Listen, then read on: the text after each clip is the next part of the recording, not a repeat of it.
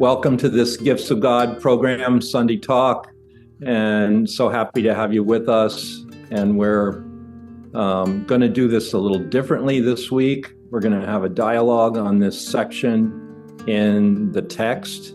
It's chapter 15, and let me see, I think it's section 7, The Needless Sacrifice is the name of it. The Needless Sacrifice.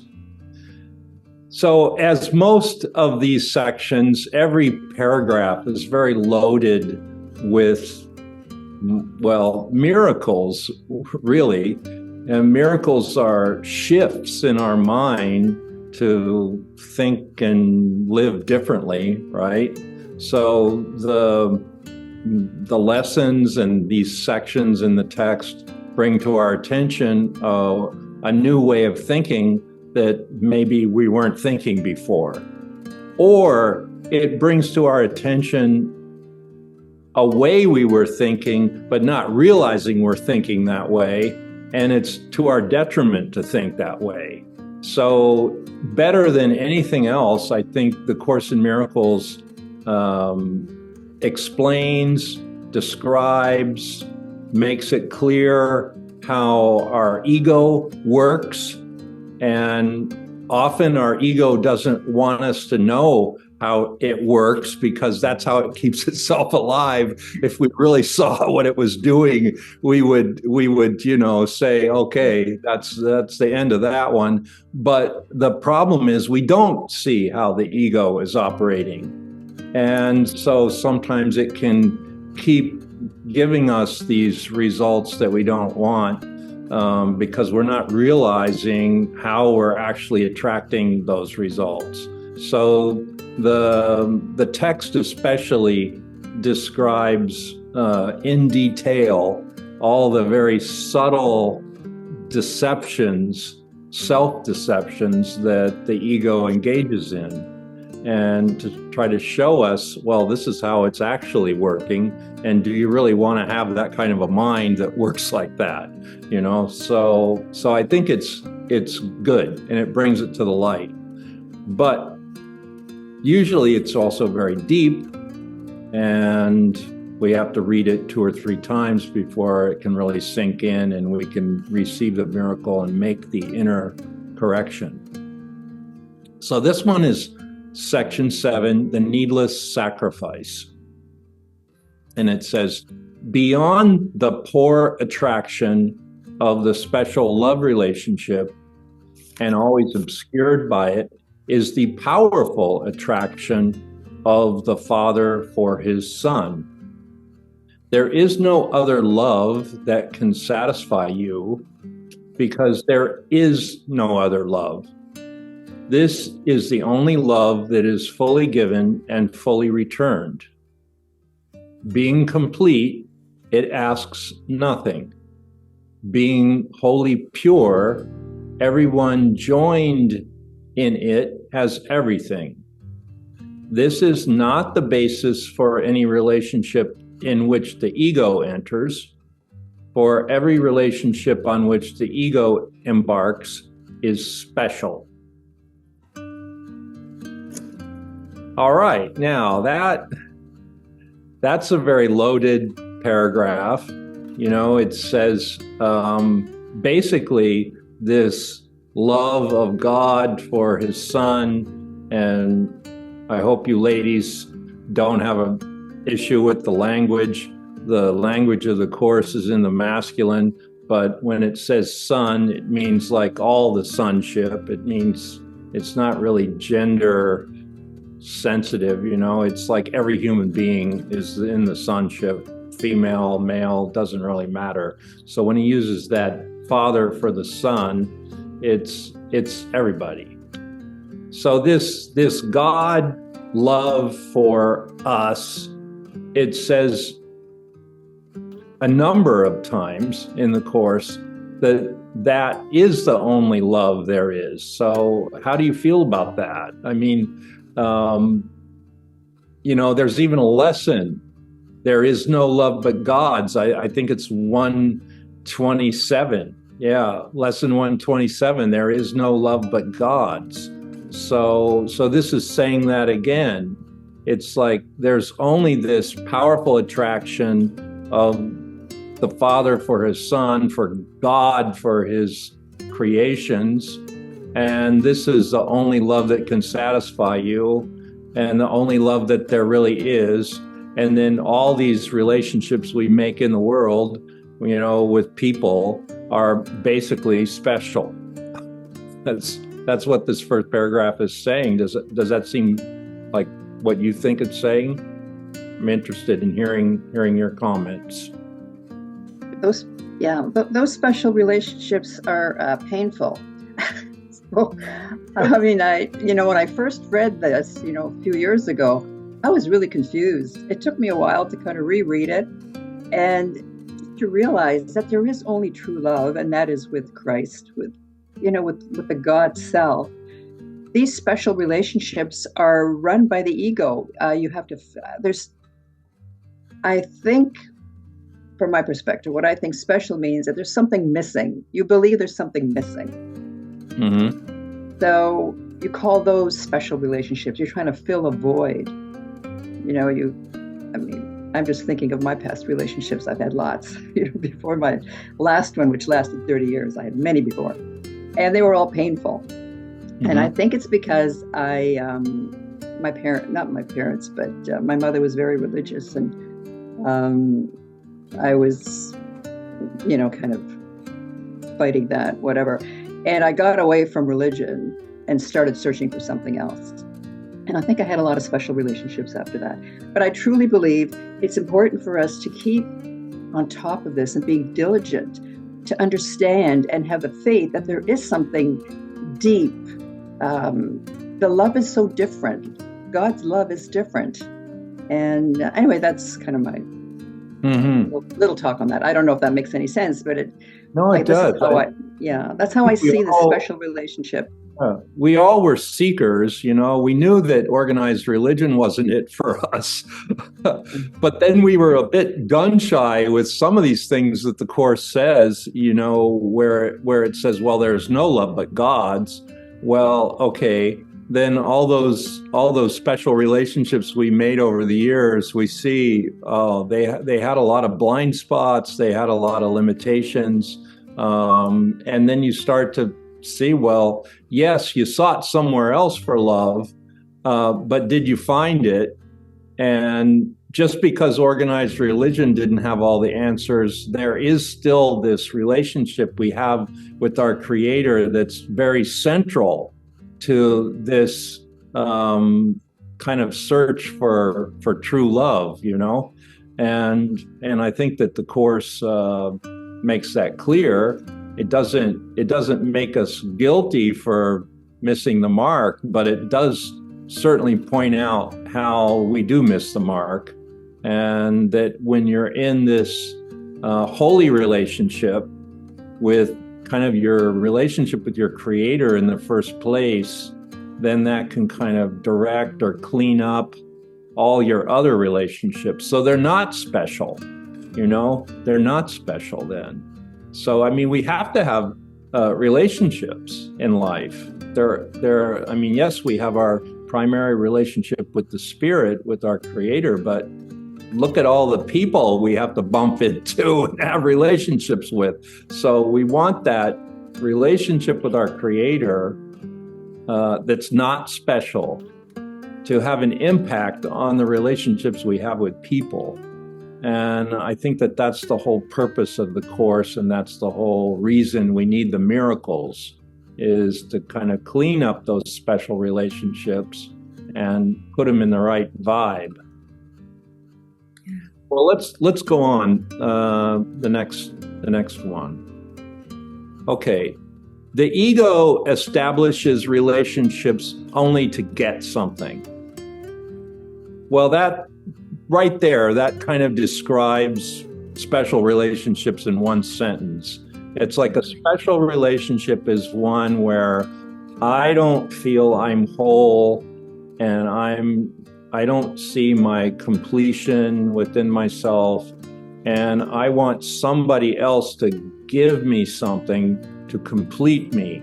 So it's like I'm in that relationship to get something that I don't think I have, right? I don't have something and I'm going to get it from you, and that's a special relationship. It would keep the giver bound to itself through guilt. So I think what that means is, like, if, let's just say I enter into a relationship with Monique and I have her set up that she's going to give me something that I need. And if she doesn't give me that, then she's guilty.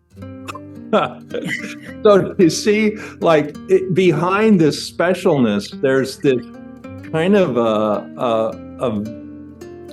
an over covering of guilt that keeps the relationship intact. And it's kind of like a trap, isn't it? It's like, that's why, when you ask people about their relationships, sometimes they say, I feel trapped in it.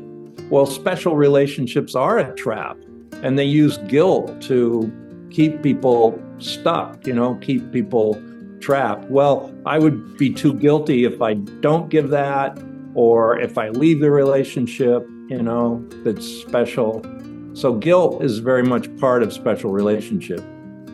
It is impossible for the ego to enter into any relationship without anger, for the ego believes that anger makes friends. Now that's a line. This whole paragraph is like, it's one of those paragraphs where I had to read it over and over, and I'm still not sure I get it. This is not its statement, but it is its purpose. For the ego really believes that it can get and keep by making guilty. This is its one attraction, an attraction so weak that it would have no hold at all, except that no one recognizes it. For the ego always seems to attract through love and has no attraction at all to anyone who perceives that it attracts through guilt. But this is saying we are attached to the guilt, and that's underneath this special relationship. So does anybody want to comment on that? I know that's a very deep concept. Yeah, Donna. I will. I don't fully understand it, but what I do understand, I'm just not there, is that when we are one with the divine, we're one with ourselves, and we see that there were never two but one. And the nature of the human mind is to split things, I and you. So when we have love in this world, and that's not saying, I have relationships that I value very highly, but we love with attachment. And when there's attachment, sometimes there can be fights, especially in male-female relationships or parent-child, but there's always some sense of fear of loss. Yes. That goes along with attachment. If you're attached to something, you may lose it. Even if you pass away, then it's gone. And with divine, there's no beginning and there's no end. There's no you, there's no me.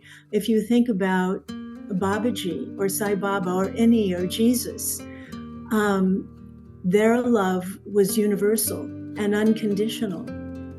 They didn't develop attachments, but they loved tremendously. People came near them. People read about them even now and feel a love that they don't feel in other relationships. It's that powerful, and it's speaking to something that we truly are. I look forward to a day that I'm one with that. I'm not, but I think that that's really what it's getting to. So, yeah. Anyway. That's beautiful how you describe the attachment. And I think the attachment, because of the fear that we will lose, also comes with this binding factor of the guilt.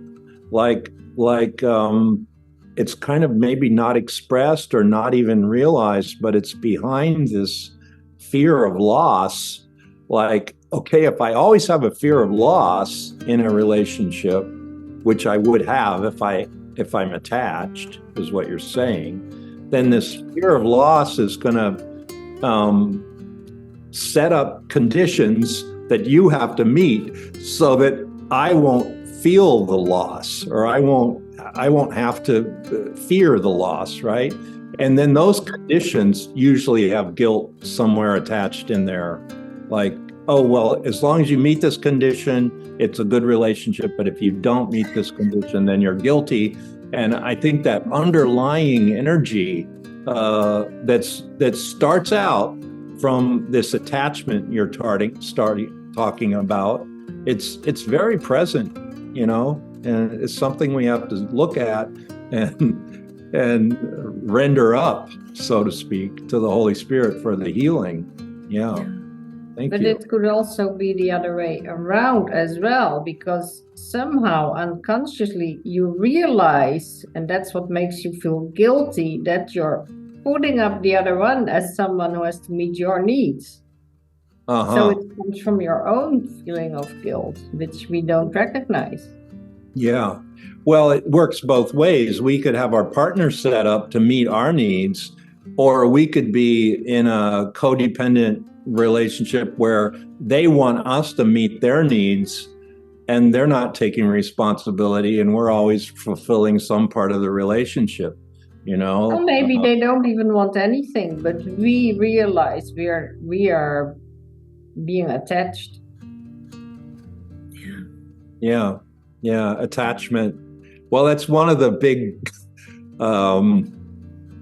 impurities they say in yoga. There's anger, greed, fear, attachment is one of those big ones that they say can really sabotage you. And it's one of the things to overcome. Yeah.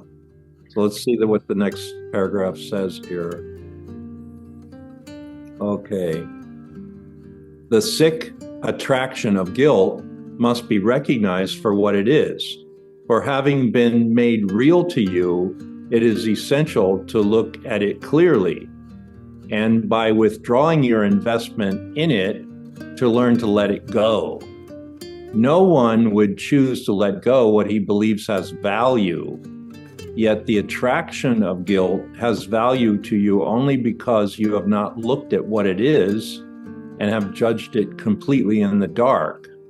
As we bring it to the light, your only question will be why it was you ever wanted it. You have nothing to lose by looking open-eyed, for ugliness such as this, meaning the guilt, belongs not in your holy mind. This host of God can have no real investment here. Well, I like the way the Course is always putting us in our higher self. The last line, if you're the host of God, then guilt doesn't belong in your thought system, right? So it's saying, well, there's this ugly thing called guilt that you've been sort of not really looking at and putting up with. But since you're the host of God, we have to look at it because it doesn't belong there. I mean, would you really think that the host of God would be, walking around either ignoring or engaging in guilt, So it's having us look at this guilt in the subtle way that it manifests. Because maybe not in our everyday life, we may not see that it's there, but in subtle ways, it's trying to show us how it affects us. We said before that the ego attempts to maintain and increase guilt. We said before that the ego attempts to maintain and increase guilt, but in such a way that you do not recognize what it would do to you. For it is the ego's fundamental doctrine that what you do to others, you have escaped. The ego wishes no one well, yet its survival depends on your belief that you are exempt from its evil intentions. It counsels, therefore, that if you are host to it, it will enable you to direct its anger outward, thus protecting you. And thus it embarks on an endless, unrewarding chain of special relationships forged out of anger and dedicated to but one insane belief, that the more anger you invest outside yourself, the safer you become. Now, this is a key paragraph about anger, because it's saying that anger is part of the guilt, is part of the special relationship, but how you've put up with the guilt and the anger is to project it outside and like think that it's somebody out there making the mistake, right? And therefore your rage is justified, your anger is justified because they're the ones doing the wrong thing and you're just pointing it out to them by being angry. But it doesn't account for the fact that you can't, any anger in your field of being at all is gonna boomerang back on you. You can't keep it out there. It's like you're just, since minds are joined, if you're projecting anger out on someone else, there's something in yourself that you're also angry about, and there's some guilt within yourself that you're also holding. So this projection outward that the ego loves to do to exempt you from the effects of guilt and anger, it doesn't work. The projection is also something that attacks you, you know. And I think that's a fundamental principle in the Course. My attack thoughts are attacking my own invulnerability. That's lesson 26. So any attack thoughts, which you think are going to keep the guilt out there somewhere, they don't really work. They actually make you feel more guilty. If you're attacking someone, that means they're guilty, right? If you're angry at someone, it's like you're saying they're guilty of something. Well, that projection of the anger just reinforces the guilt in yourself. So then the special relationship, which is full of these exchanges of irritation and upset and anger and all of that, is you can start to see underlying it is this kind of ground-based guilt that creates anger, and then it projects out to others, and then you don't even see it, but there it is, destroying your happiness. Yeah. Anybody else want to say something on that one? So is this guilt mainly based on the separation from God, you think? I think so, because those lessons 79 and 80 that say, let me recognize the problem so it can be solved. And then it says, well, there's only one problem. And if you solve this one problem, all your other problems will be solved. And then what is the problem, right? It says, well, your original imagined separation from your source, from God, is the problem. That is the one problem, right? So I think it's also the source of our guilt, and then consequently the source of our anger, that we project out to avoid looking at the guilt. So, and I think that this section, it's interesting how it started out. It said, the only satisfying love that you'll ever find in the universe is your love for your creator, right? That's like the source of love. That's where you have to start. And it's the same as saying, well, where's the guilt from? The guilt is from the separation from that original love that it says is there, and that's the source of love, and that's the relationship we have to have, even as a basis for all of our other relationships.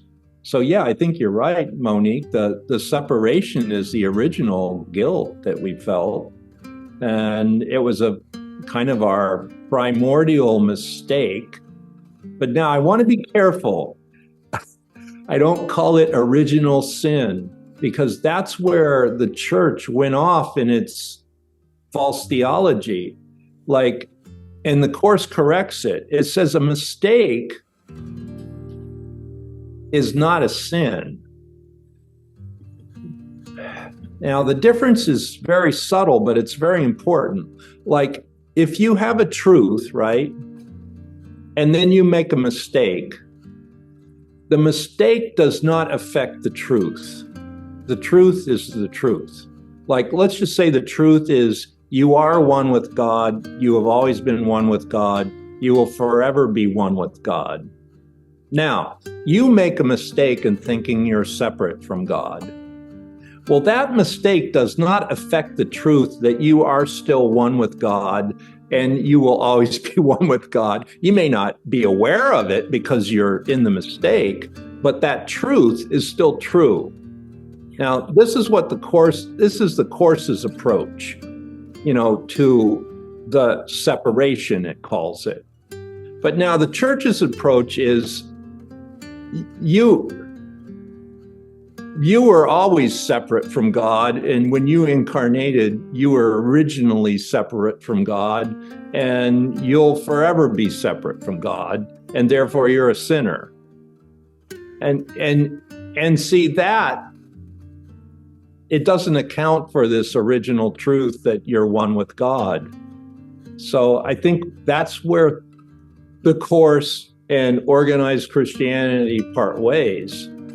I was studying the Course quite intensely at the time when Tara Singh really encouraged us to go do service with Mother Teresa missions. And I went, and for a few years worked in their soup kitchen and so forth and other things. But I had this debate with one of the sisters, because I mentioned to her about this Course in Miracles. And she said something like, yes, but we're original sinners. And I said, well, that doesn't really fit. If we're born in our perfection as children of God and we're created as children of God, then how does this thing with sin be reconciled? And she says, well, we're original sinners, but we're redeemed sinners because Jesus came and died for us and redeemed us so that he saved us from being sinners. Well, and that he's the only Son of God, right? And he's the only one that could do that. So we had this debate about that. And I think that's a splitting point of the Course and organized religion. Like it says, there is no sin. You never made the mistake. I mean, you made the mistake in thinking you were separate, but that didn't affect the truth that you cannot be separate. You cannot ever be separate from your Creator. So it's more of a remembering of who you are and correcting a mistake that never actually happened. It only happened in your own mind, right? But it didn't actually happen that you were separated. So I think that's a much more heartwarming approach to the mistake of this separation. So then if you never really were separated, then why do you have to feel the guilt? Because you never really were separated. So the guilt is an illusion too. The guilt is just as unreal as the separation that you thought happened. So I think this awakening of our mind, our holy mind, it starts seeing that even these mistakes we made had no real consequences because they don't exist. Just like this example I often give the flat earth never existed, even though people believed and behaved as though it did. But then once they discovered the world was round, nobody ever talked about the flat earth or the possibility of sailing over the edge or anything like that. It was an unreal thing that didn't exist. Same with sin and separation. They're unreal things that don't really exist, therefore have no real consequences. So let's go on and see what the next bit is here.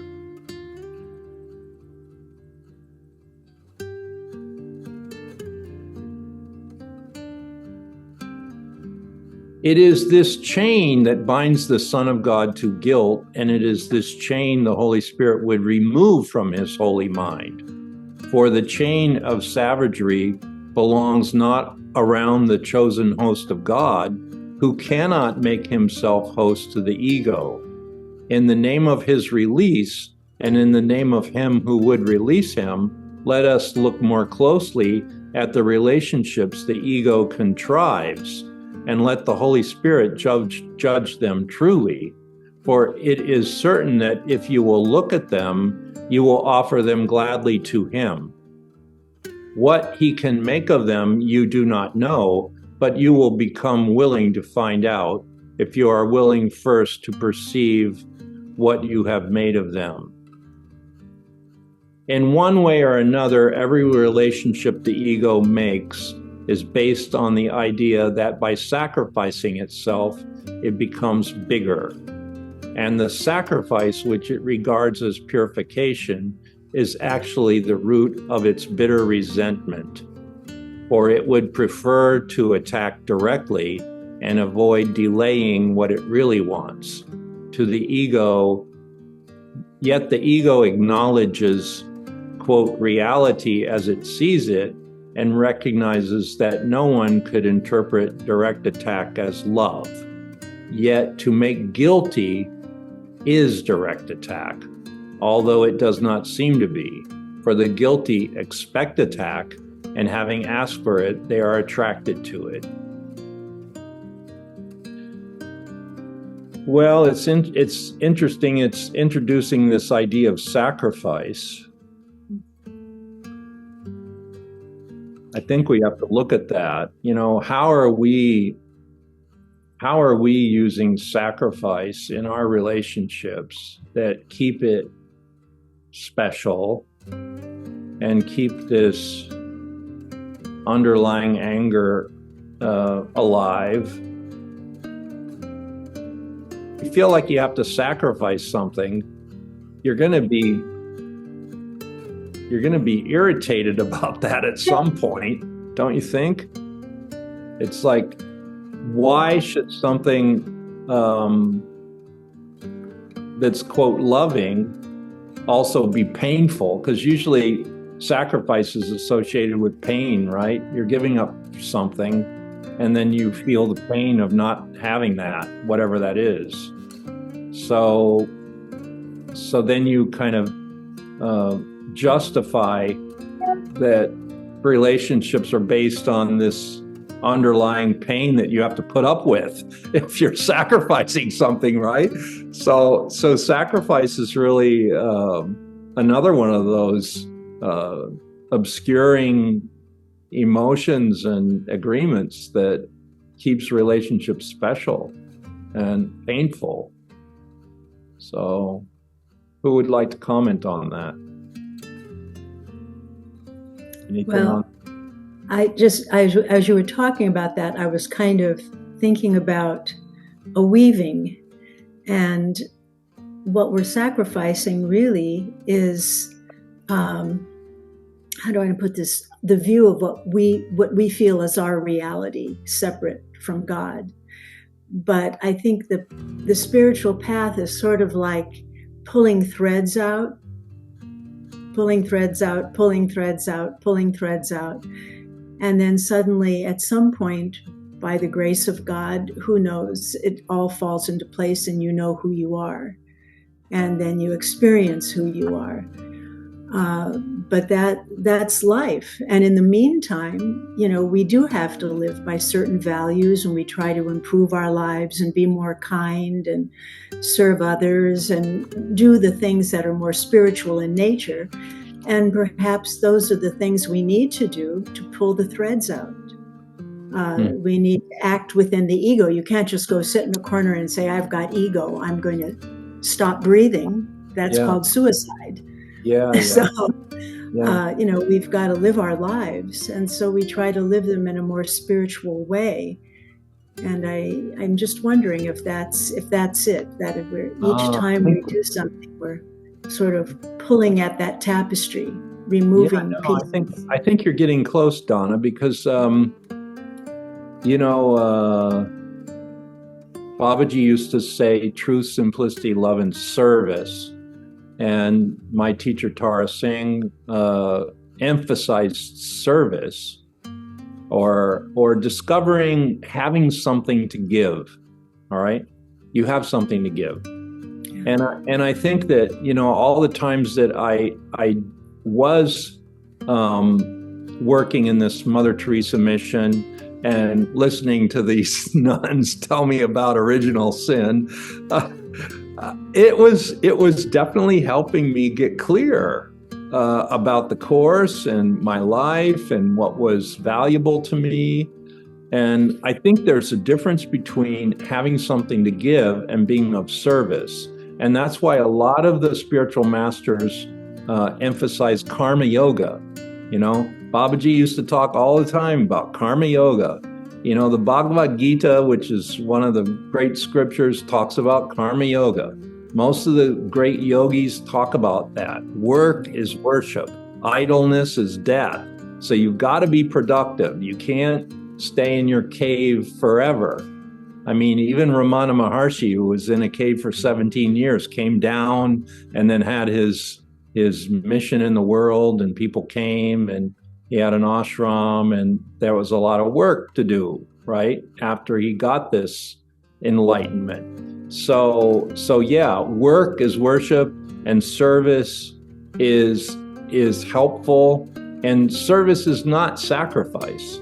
It's like when you find that sweet spot and you are pulling out the threads, like you say, I remember when I first started working in the soup kitchen in the Mother Teresa mission, I realized, and I don't know, I naively thought, people are going to be so grateful that I'm doing this, I'm serving them, and these people off the street are coming in, and I'm serving them, and I'm taking time out, and they should be so grateful. They're the most ingrateful people I've ever met, right? So it was like, bring the bread, bring the, and it was like the epitome of ingratitude from their side. But then I realized, and the sisters had this little prayer that was wonderful, and it said, to be grateful for the privilege to serve. That's right. Privilege. It used the word privilege, and that it's a privilege when you reach a point in your evolution where you have these opportunities to serve, and it's not sacrifice. And then in that serving, you find the gratitude within yourself. And the gratitude is not something external. You don't need it from out there. It's a gratitude that you make contact with this kind of inner goodness, that you have the space to give, and you know that this, whatever it is you're giving, is very useful, right? It's meeting a need, it's, doing whatever it's doing. And you're grateful. That was at a time when I had this contracting business, and mostly what I built were kitchens and bathrooms and those sorts of things. And the sisters needed these shower rooms in their building, because, part of their mission was they housed unwed mothers for a certain amount of time until they could get on their feet. So they needed these shower rooms. And now I couldn't totally donate everything, So they did pay me for some materials and a little bit of my time, but not nearly what I would charge other people. But I spent like 3 or 4 weeks building these shower rooms, and I remember that was like the best job, one of the best jobs I ever did. And so it was very satisfying.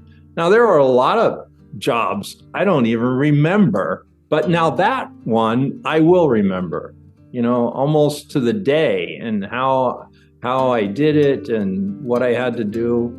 So what is this having something to give that's not sacrifice? And I think that's what you're saying. We can't stay in the cave. We've got to get out there and do something. And in that doing of something, other things are going to get undone.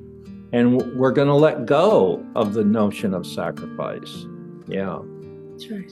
Beautiful. I think ultimately what you serve is yourself.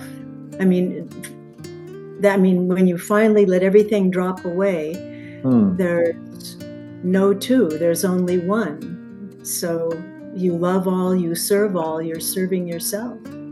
Yeah, for sure. Yeah, there's only one to give to. That's the universal self. Yeah. Well, okay, so let's see what's next here. Okay, it's talking about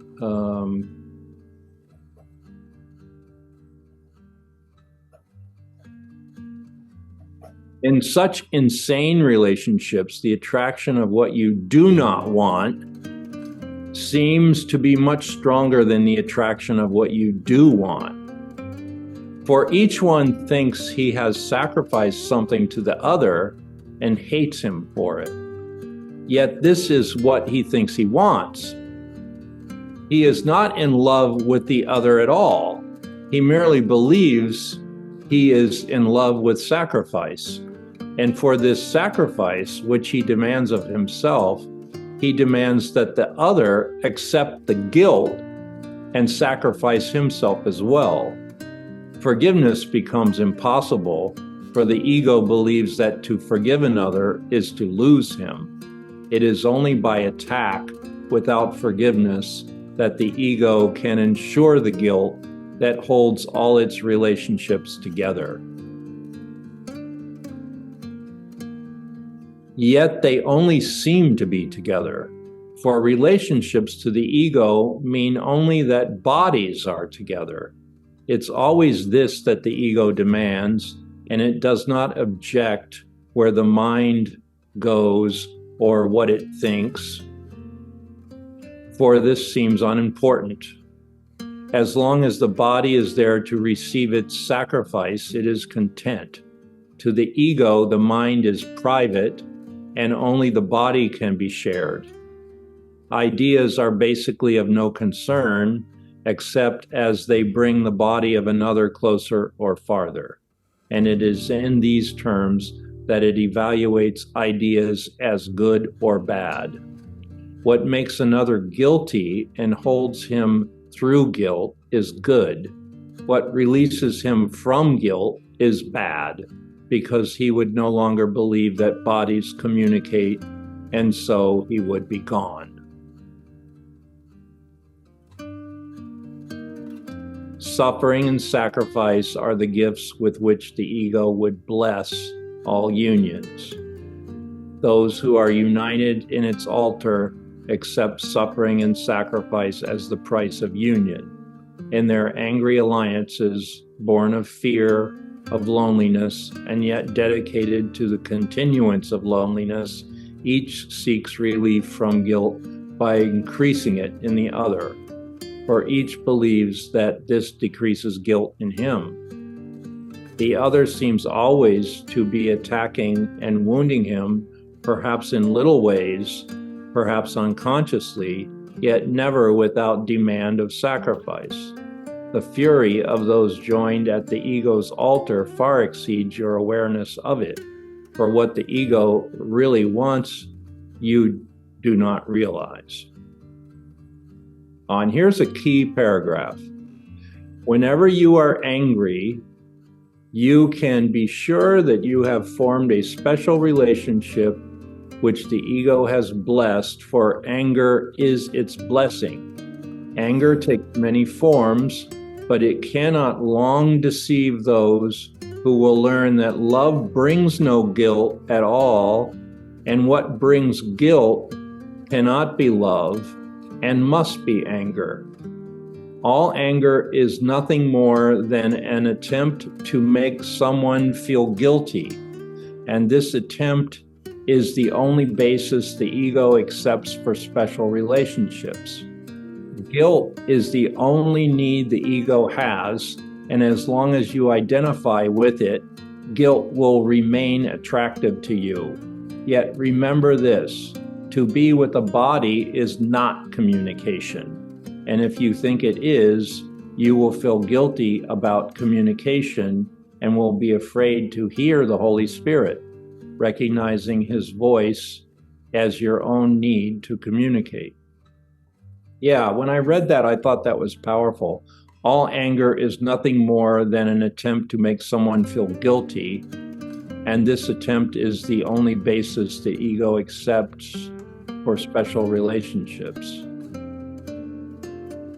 So, who wants to comment on that?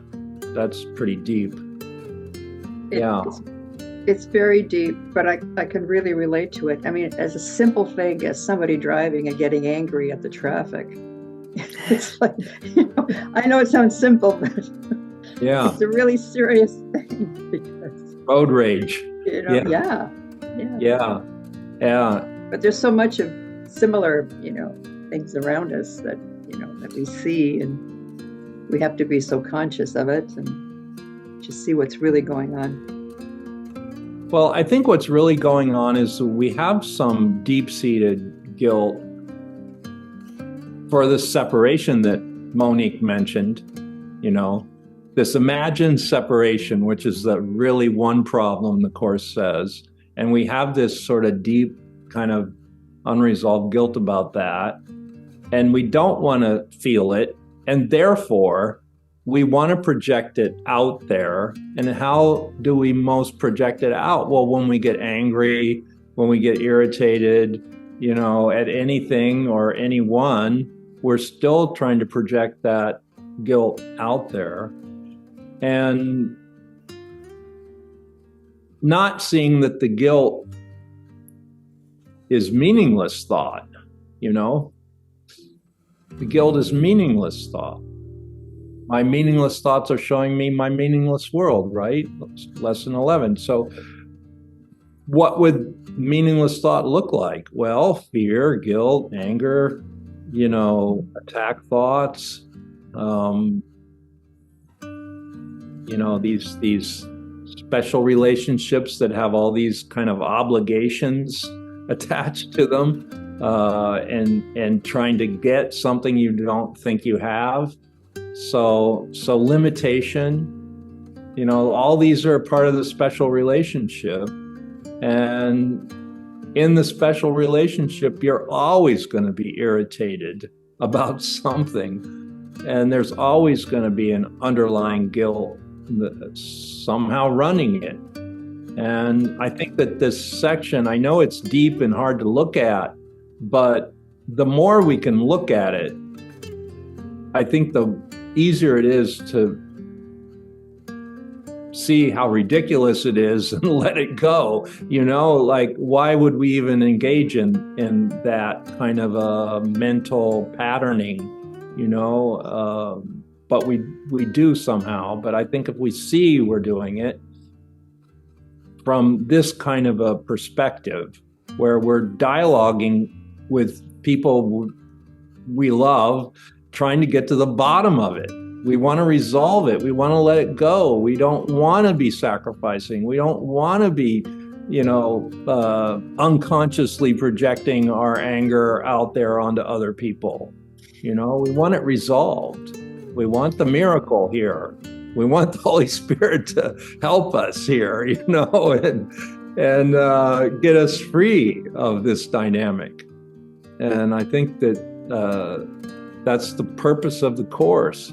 We have to read it and demand the result that it transforms us. Because if we're not being transformed, then why are we reading it? Why? You know, if we're not getting free of sacrifice by reading this section on how we're attached to sacrifice, then what's the purpose of reading it?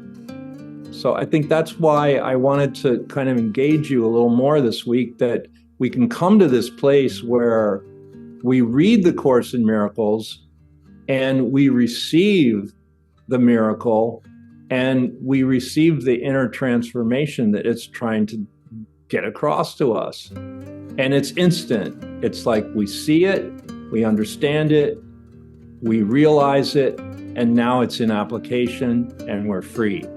Something like that. You know, I think of my teacher, Tara Singh, when he had this period in his life where meeting these very high people in government, you know, Nehru, Gandhi, then he came here and he met people like Mrs. Roosevelt and, you know, those people very high up. Well, then somebody asked him to go hear this lecture by Krishnamurti, and he didn't know Krishnamurti, and he said, "I'm finished with Indian gurus." and so the guy kind of convinced him. It was a good friend of his, and he says, "No, this guy's different, and so you should go with me." So he went, and the first thing Krishnamurti said was, politics never solve the problems of mankind. And he said, like, in that moment when he heard that, his whole world was turned upside down, because he was in those circles, you know, that were political, that were, you know, a lot of them were statesmen. They had transcended politics and they truly were statesmen. But still, that whole area of solving man's problems, Krishnamurti undid it in one sentence. And it put Tara Singh in such a tailspin. He said his life was turned upside down, and he was, by the end of the lecture, his thought was totally erased. And for like 2 weeks, all he could do was be in this kind of a meditation, you know, and he knew that his life would never be the same after that. Well, this is the purpose of the Course in Miracles too. It's like it's coming along and saying, you know, you're stuck in your ego, and that's based on sacrifice and anger and guilt. And we got to somehow pull you out of that. That's not your real self. So then, do we have the ears to hear it? Tara Singh had the ears to hear when Krishnamurti said that. So do we have the ears to hear when the truth is spoken? Can we take it in, have the transformation, and be different people after that? Or be our real self after that, not our false self? So, yeah, the Course in Miracles isn't really adding anything to us. It's, like Donna said, taking those threads of error away from our tapestry, you know. It's removing things. And in this case, it's removing this notion of sacrifice and special relationships based on guilt. So, yeah, I think we're getting it. We're seeing how to read it, we're seeing how to question ourselves, and we're seeing how to receive the miracle from it. And it's a collaborative venture. And I'm so glad we did it this way this week. Yeah. So that's all. That's read that section again, and Sandra and I will do another podcast. We haven't done a podcast on that. And I think if we stay with it, we're going to get everything that it has to give us. And so God bless you all, and stay with it. We'll be, thanks for everything you said. All of you was right on, and it was beautiful. God bless. Yeah. All right.